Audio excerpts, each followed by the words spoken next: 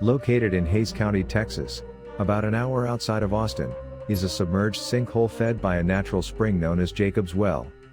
The well draws both those looking for some cool water to splash around in, and adrenaline junkies willing to risk it all for the thrill of exploration. Things look bucolic on the surface, but if you dive deep into the sinkhole, you'll find an underwater cave system whose siren song has led multiple divers to their deaths.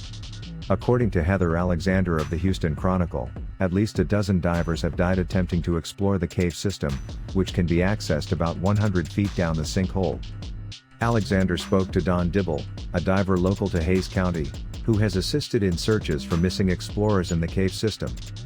Explaining why so many people have risked their lives at Jacob's Well, Dibble said, "It was the forbidden fruit, the allure of doing something dangerous."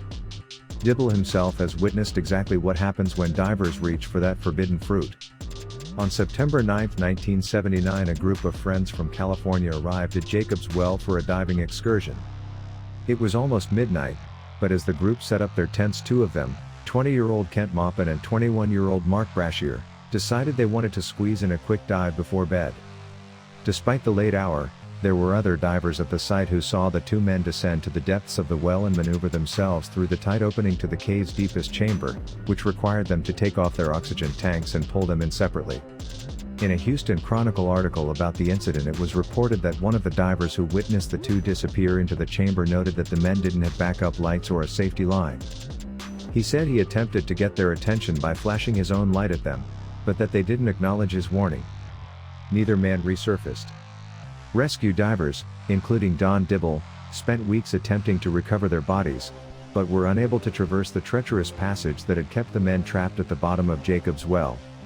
After his efforts to recover Maupin and Brashear's bodies, Dibble installed a grate over the entrance to the cave system in an attempt to keep more people from risking their lives.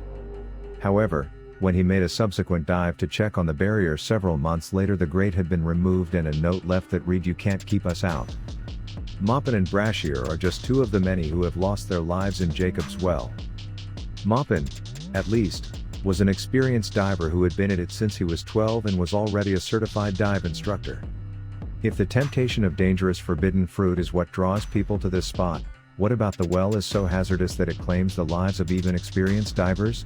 In a 2001 article on Visit Wimberley, author Louis Bond lays out the various difficulties of navigating the cave system. In addition to extremely narrow passageways between the various chambers, Bond also refers to a false chimney, of which he says, it appears to be a way out of the well but has trapped at least one diver.